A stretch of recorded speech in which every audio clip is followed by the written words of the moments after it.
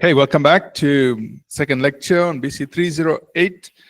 We are journeying through the book of Revelation. We are starting now with Revelation chapter 8.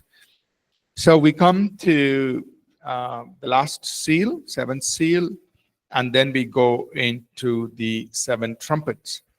And we see here that in the seven trumpets, the judgments of God on the earth are just, they're even more serious, more devastating. Okay, and this is only the first part of the tribulation. We haven't reached the middle yet. Okay, so we will see Revelation 11:1 is the middle of the tribulation. So we are going to 8, 9, 10 is still before that. So let's read chapter 8. We'll read it in two parts, verses 1 to 8, and then 10 to 13. So Revelation 8, 1 to, let's read 1 to 9. Revelation 8, 1 to 9. When he opened the seventh seal, there was silence in heaven for about half an hour. And I saw the seven angels who stand before God, and to them were given by seven trumpets. Then another angel, having a golden censer, came and stood at the altar. He was given much incense that he should offer it with the prayers of all the saints upon the golden altar which was before the throne. And the smoke of the incense with the prayers of the saints ascended before God from the angel's hand. Then the angel took the censer, filled it with fire from the altar, and threw it to the earth. And there were noises, thunderings, lightnings, and an earthquake. So the seven angels who had the seven trumpets prepared themselves to sound. The first angel sounded, and hail and fire followed, mingled with blood, and they were thrown to the earth. And a third of the trees were burned up, and all green grass was burned up. Then the second angel sounded, and something like a great mountain burning with fire was thrown into the sea. And a third of the sea became blood, and the third of the living creatures in the sea died, and the third of the ships were destroyed. So, last seal, seventh seal, there's a picture in heaven of the prayers of the saints coming up before the throne of God, before the altar. And there is a lot of incense. That means it's showing an increase in the prayer of the saints. And the angel is throwing that to the earth. So this is signifying to us that at that time, during the tribulation, there is going to be a lot of prayer coming from the earth before the throne of God. So if you want to call it, there's just a name. We're giving like a global prayer movement. People all over the world are praying, crying out to God. Saints, believers are praying, for safety, for protection, for deliverance, for crying out to God. Yeah. So that is Revelation 8 verses 1 to 5. There is a lot of prayer coming up before the throne of God. Right? So these are the prayers of the saints, believers on earth, as ascending before the throne. So there's going to be massive prayer. And we can imagine that, people on earth, what else can you do at that time? When there's so much of things happening, people are just seeking God. I can imagine every day people are meeting, crying out to God, praying, right? And there's increase in prayer before the throne. Then starts the seven trumpets. The first trumpet is telling us 1/3 of earth vegetation is burnt. So this is what we were talking about a little earlier. About, nowadays we hear about forest fires in different parts of the world. Trees, vegetation for hectares and hectares of land just being burnt. Here it is saying 1/3 of all of Earth's vegetation is burnt. Yeah, so that is like beyond what anything that we have ever seen. Right? The second, he says, something like a great mountain, verse 8, burning with fire. Okay, try to imagine this in your mind. A big mountain burning with fire. What does that represent? Volcano, right? That is in our minds for our understanding. Maybe in John's time, they didn't have this idea. A big mountain burning with fire. You know, so maybe, and we don't know, but it's possible. It's a picture of that, right? A mountain burning with fire with things coming out of it, and it is being pushed into the sea. So maybe there are these volcanoes that are being dislocated, and their impact on the sea is so great. 1/3 of the living creatures die, and 1/3 of the ships are destroyed. So somehow there are these volcanic eruptions taking place globally um, that are destroying life in the sea and even the ships that are going on the sea. Right? And this can be devastating. So again, this is things like which the world has never seen or experienced. Right? Let's read verses 10 to 13, please. Chapter 8. Third trumpet. Chapter 8, 10 to 15. Then the third angel sounded, and a great star fell from heaven, burning like a torch, and it fell on a third of the river and on the springs of water. The name of the star is wormwood, and third of the water became wormwood, and many men died from the water because it was made bitter. Then the fourth angel sounded, and a third of the sun was struck, a third of the moon, and a third of a star, so that a third of them were darkened, and third of the day did not shine, and likewise the night. 13. And I looked, and I heard an angel flying through the midst of heaven, saying while a loud voice, Woe, woe, woe to the inhabitants of the earth, because of the remaining blast of the trumpet of the three angels who are about to sound.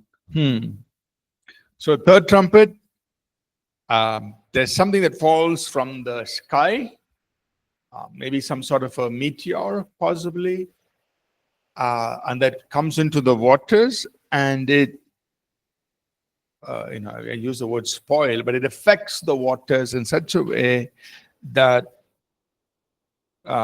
we die from drinking. People die from drinking of it. It becomes so bitter. It contaminates the waters. That means this meteor is carrying with it certain minerals, certain things on it, that when it comes into the waters on the earth, the waters can, become deadly. People die from drinking that. And then again, chapter 8, 12, and 13, now again, the heavens are being affected, the sun, the moon. Right? So again, we look at referencing back Joel's prophecy. He said these things will happen in the last days. We saw it in chapter 6, again see chapter 8. The sun, the moon is being darkened. And obviously life on earth will be affected. If 1/3 of the light is no longer being given to us, right, in these parts of the world, where we are so used to at least 12 hours of light, suddenly that is gone, right? So you can imagine what our weather conditions will be, how we will feel so cold, and it will disrupt life. And so it says here that 1/3 of the light did not shine, it was affected. So it's going to disturb human life. in totality. That's the fourth trumpet. And then the angel is saying, okay, there are three more to come. And they are worse than what you have seen. One third of the vegetation has gone. Water, sea creatures have died. Drinking water is affected. Weather conditions are affected. It is totally disturbed by weather conditions. So we are saying that in these last 7 years, life on earth is not going to be easy in any sense. It's not going to be easy. Okay. Chapter 9,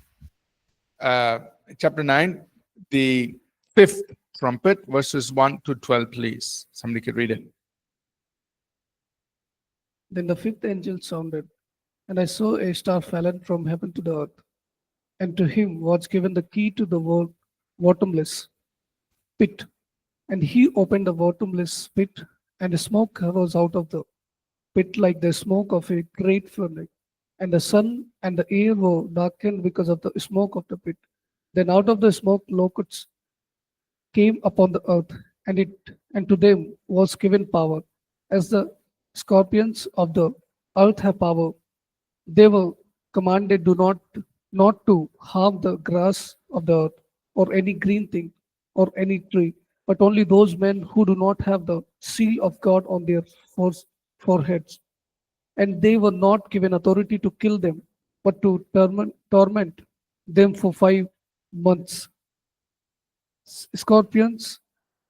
Their torment was like the And torment. their torment was like the torment of a scorpion when it strikes a man. In those days, man will seek death, will not find it. They will desire to die, and not death will flee from them. And the sap of the locusts was like a horses prepared for battle, and on their heads were crowns of something like gold, and their faces were like the faces of men. They had hair like women's hair, and their teeth were like lions' teeth. And they had breastplates like breastplates of iron, and the sound of their wings was like the sound of chariots with many horses running into battle. They had tails like scorpions, and there were stings in their tails. And their power was to hurt men 5 months. And they had as king over them the angel of the bottomless pit, whose name in Hebrew is Abaddon, but in Greek he is the name Apollyon. One woe is past. Behold, still 2 more woes are coming after these things. So now, fifth trumpet. There is the release of demonic spirits upon the earth. Right? So it's like the bottomless pit is open. These spirits have been there, and they are released on the earth. And it says, there's so many, like the air is darkened. So God is showing it to him pictorially. He's seeing like locusts coming. But these are not grasshoppers flying, but demon spirits coming like that. And so many, the air has become black. That's what he's saying. So many spirits are released on the earth. And what are they going to do? They're going to torment people for 5 months. They're not going to kill the people. They're going to torment them, trouble them. Except for the Jews who have the mark of God on their foreheads. They're going to trouble the people for 5 months. And what kind of trouble is it? It is going to make them want to die. It says here, in those days, verse 6, men will seek death. They will desire death. Yeah. It's almost like, I'm imagining, it's almost like they become suicidal. They come to that point. They want to die. But that final step they won't take. That is the thing. So these spirits are troubling them so much.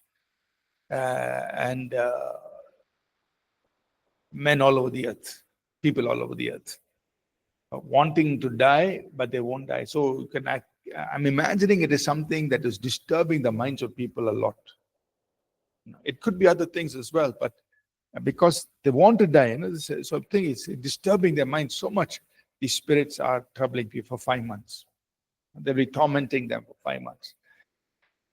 And he describes, what they look like. It just means that they're demonic powers. And of course, they're being led by this demon power called Apollon. But that is the fifth trumpet. A release of demonic spirits that are tormenting people for 5 months, causing people wanting to die, pushing them to that point. I don't want to read too much into the face of these spirits. So why is it like men's face, women's hair, lion's teeth? He's just describing that they are evil creatures. That's all. Leave it like that. Don't try to interpret more than that. This is evil creatures, terrible creatures. But he tells clearly they're from the bottomless pit. Obviously, they are demonic spirits, being led by a demonic power called Apollyon. Next comes the sixth trumpet. We will read verses 13 to 21.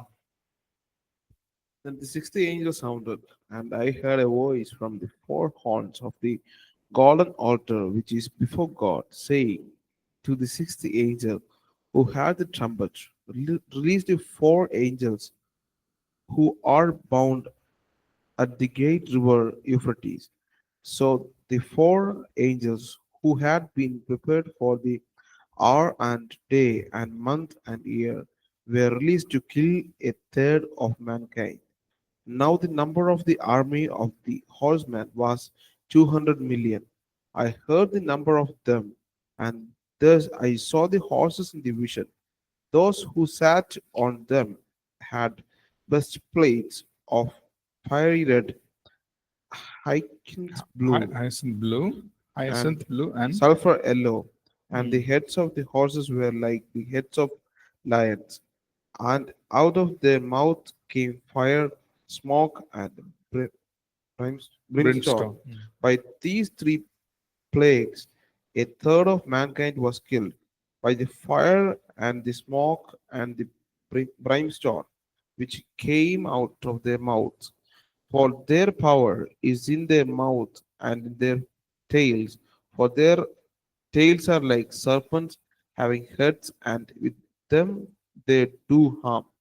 But the rest of mankind, who were not killed by these plagues, did not repent of the works of their hands, that they should not worship demons and idols of gold, silver, brass, stone, and wood, which can neither see nor hear nor walk.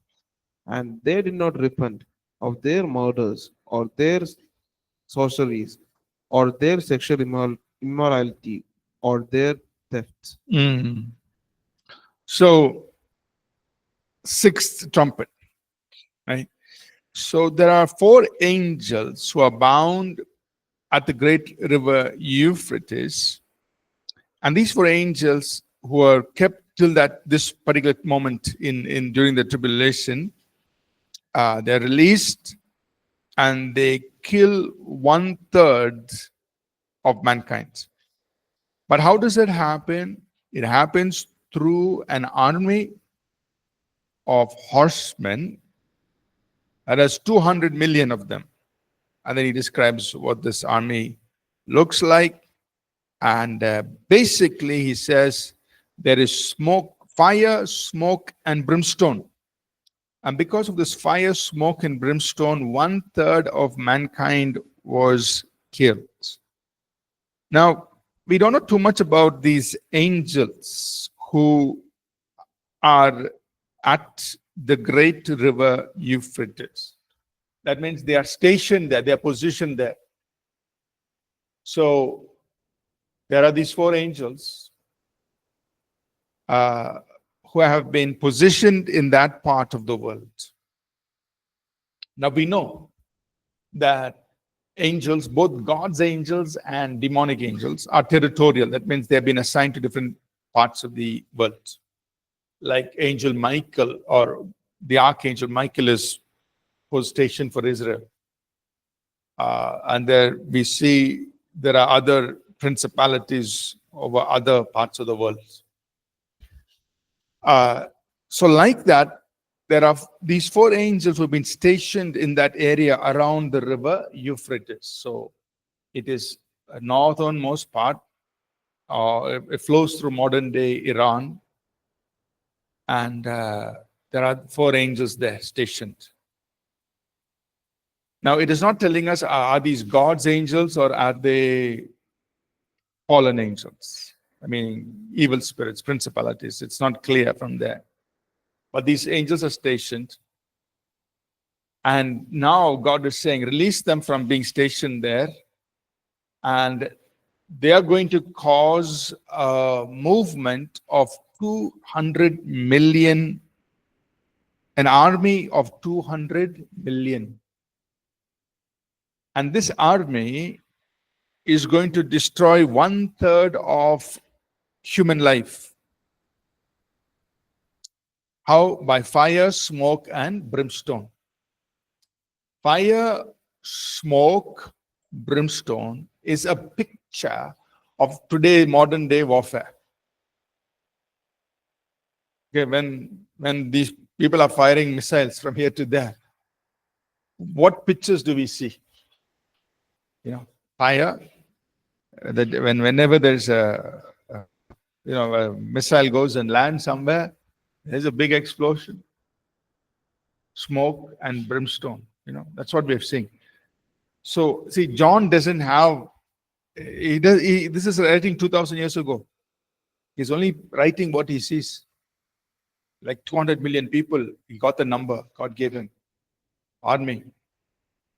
And they are causing global problem globally.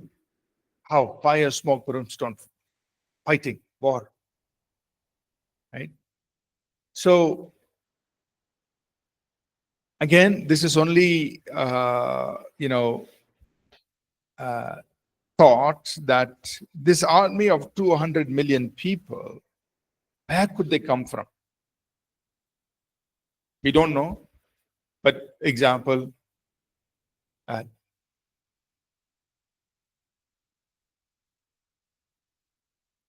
I think China has the biggest army in the world, and I think it's about 2 million or some number like that. Biggest. India is not too far behind, like 9th or something, with about 1 million soldiers, whatever. So, some numbers are there. I don't remember these numbers, but it is probably an army that is, a combination of many countries who have come together and possibly, see, China's, the reason we're thinking about China is because China has become a superpower now, along with Russia. And if they get their armies together, big countries, countries with big armies, get them together and mobilize even more people, they could make up this army of 200 million people. Hey, come on, everybody, go. And do what? Fire, smoke, brimstone. So it's almost like a, nowadays we are hearing about, smaller battles being fought. But this is going to be global, because it says here, 1/3 of mankind, 1/3 of mankind will be killed. Okay. And so these four angels who were stationed around that region, around Euphrates, around Iran, they're released from their station. They go do something, and it has resulted in this: a big army being mobilized to cause devastation globally. So when we think of things today, if it is from starting in that region, Euphrates flowing through basically Iran. That means Iran has some sort of a role to play in instigating this kind of movement. Because it's telling us these angels are released from there, they're going in, it's resulting in this. So maybe Iran has, right now they partners with Russia and Turkey. And so they could be the instigator of something like this, and armies from different countries joining together, going into conflicts globally. Right? All those details we don't know. We can only speculate. We can only imagine. Right? Okay, maybe it's going to be like this. But what is clearly stated is, from where the river Euphrates is going, these angels are released, and they're going to cause this to happen. So that much knowledge we have. It's a 200 million people army. Okay, how is that going to happen? It can only happen when many countries join together. Or if China says, China tells all its people, a lot of its people to go, possible. And by looking at what he's describing, fire, smoke, brimstone, smoke coming out of their mouths and all that, it seems like modern day warfare. What the kind of missiles flying and things coming from the back and all those things, drones and all those kinds of things. But what is interesting is from verse 20 and 21, he says, the rest of people on the earth, there will be people on the earth who refuse to turn to God, who refuse to repent. Right? That is verse 20 and 21. Even though so much is happening, of course, on one side that we said there are people who are going to be persecuted or going to die for the faith. There's going to be increase in prayer. There's going to be this 144,000 Jews. On one side, the work of God is happening. Other side, people will refuse to turn to God. The hearts of the people are going to be hardened. They will continue in their idolatry and their black magic and all these things. They continue. They refuse to turn to God. So we will have both these things happening during the tribulation. Any questions?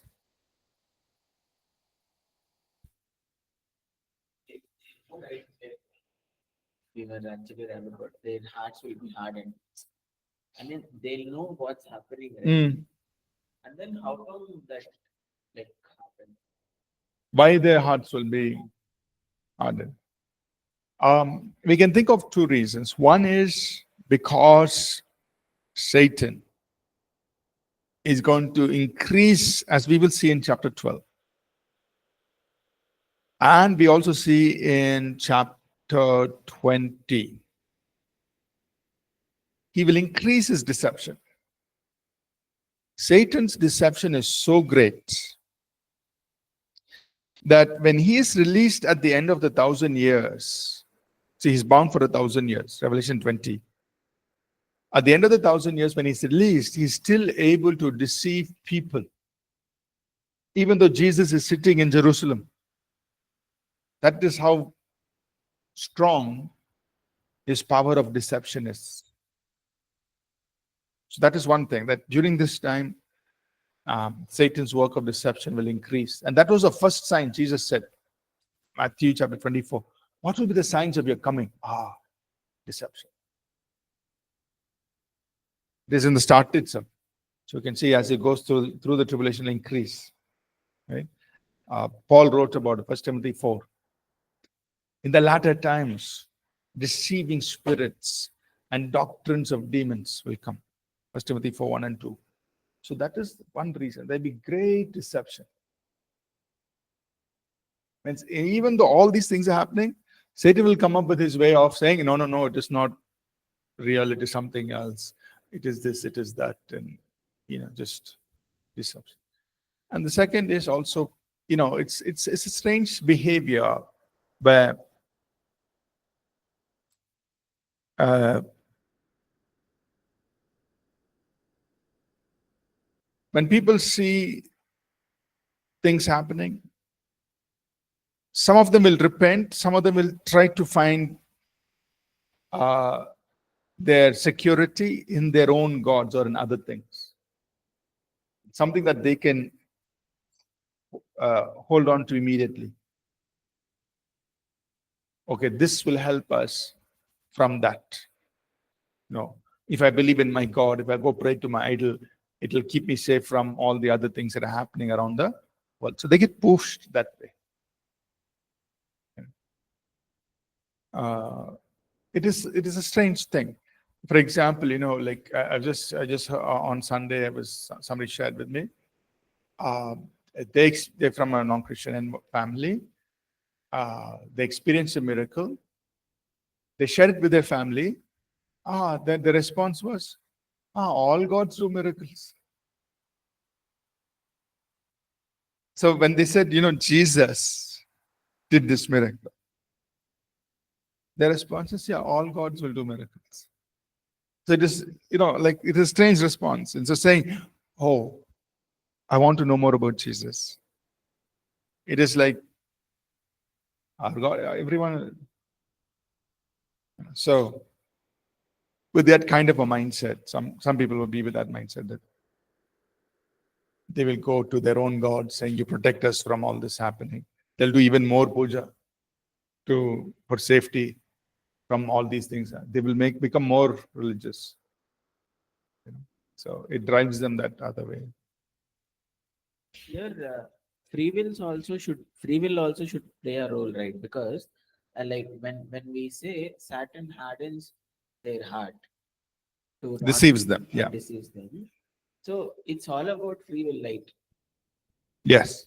Even so what you're telling is they themselves uh they themselves wanted to go away from God, they'll go to their gods like war or that. So you're gonna say like that, like they themselves. Yeah. So Satan does his work of deception. That means, how does it mostly happen through the logic, reasoning? Satan will increase his work of deception.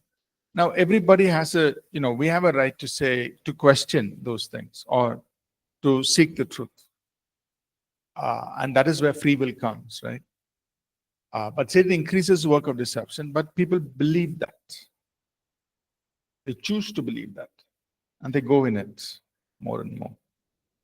Just like how it's happening today. But that time will be even more. The deception, the lies, uh, the doctrine of demons will be even more. And people will fall for it and they'll choose to believe that. Instead of, I'm sure they will also hear the truth. They'll also have the Bible. They'll also have all these things that we are putting on. But they, instead of looking at the truth, they will go the other way. Okay. So let's finish chapter 10 and we will pause after that. Let's read chapter 10. It's a very small chapter. It's a like an intermission, right? So far, John has seen all these things happening. It's all out in the future. He's seeing all these things. To the best of his understanding, he's writing it down because they're all things in the future. And then what happens? Chapter 10, somebody could read verses 1 to 11, please. I saw still another mighty angel coming down from heaven, clothed with a cloud, and a rainbow was on his head. His face was like the sun, and his feet like pillars of fire. He had a little book open in his hand, and he set his right foot on the sea and his left foot on the land, and cried with a loud voice, as when a lion roars. When he cried out, seven thunders uttered their voices. Now, when the seven thunders uttered their voices, I was about to write, but I heard a voice from heaven saying to me, seal up the things which the seven thunders uttered, and do not write them. The angel whom I saw standing on the sea and on the land raised up his hand to heaven and swore by him who lives forever and ever, who created heaven and the things that are in it, the earth and the things that are in it, and the sea and the things that are in it, that there should be delay no longer, but in days of the sounding of the seventh angel, when he is about to sound, the mystery of God would be finished, as he declared to his servants, the prophets. Then the voice which I heard from the heaven spoke to me again and said, Go, take the little book which is open in the hand of the angel who stands on the sea and on the earth. So I went to the angel and said to him, Give me the little book. And he said to me, Take and eat, and it will make your stomach bitter, but it will be as sweet as honey in your mouth. Then I took the little book out of the angel's hand and ate it, and it was as sweet as honey in my mouth. But when I had eaten it, my stomach became bitter. And he said to me, You must prophesy again about many peoples, nations, tongues, and kings. Mm. Okay. So this is like a little intermission. John himself is having an experience, right? So he sees this big angel connecting earth and sky, 1 feet on the sea, 1 feet on the land. And signifying to us that, these are things that are going to affect all of the planet Earth. And at that time, this angel sounds or it cries with a loud voice. And notice it says, verse 3, it's like the voice of a lion roaring. It's interesting to see how these spiritual sounds are described. There's a sound like many waters. There is sound like trumpets. There is sound now like lion roaring. Right? All these are like very powerful sounds.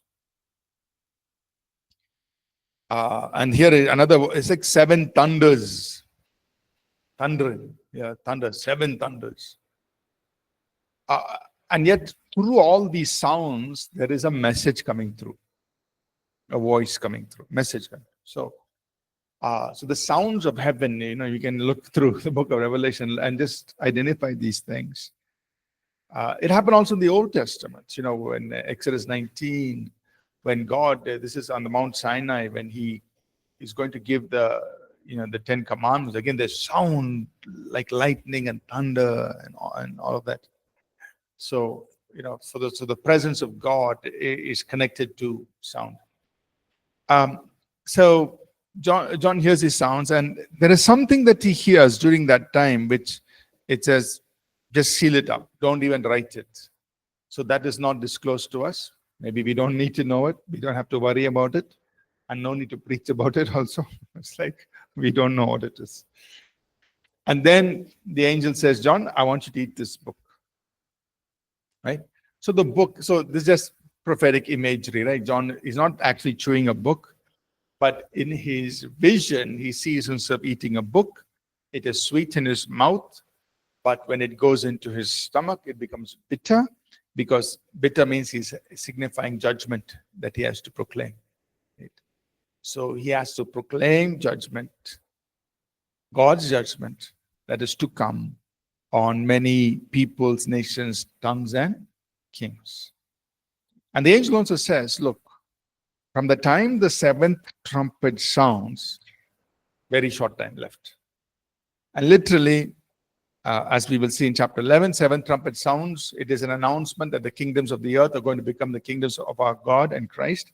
And it is right at the middle of the tribulation. There is only 3.5 years left. Everything else, it's going to finish soon. Right? So the angel is saying, okay, your 7th trumpet comes, things will end very quickly after that. And from the sounding of the 7th trumpet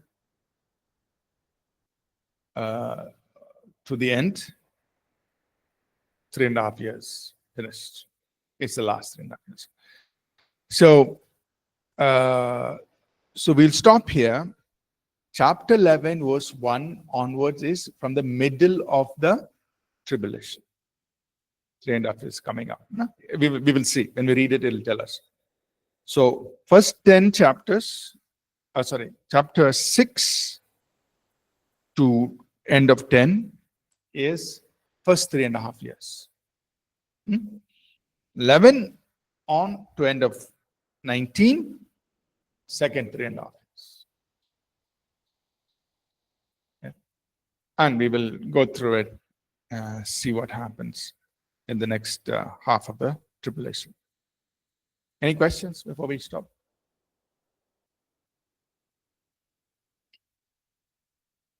Okay. We'll pause here. We'll continue this next week. Thank you, everyone.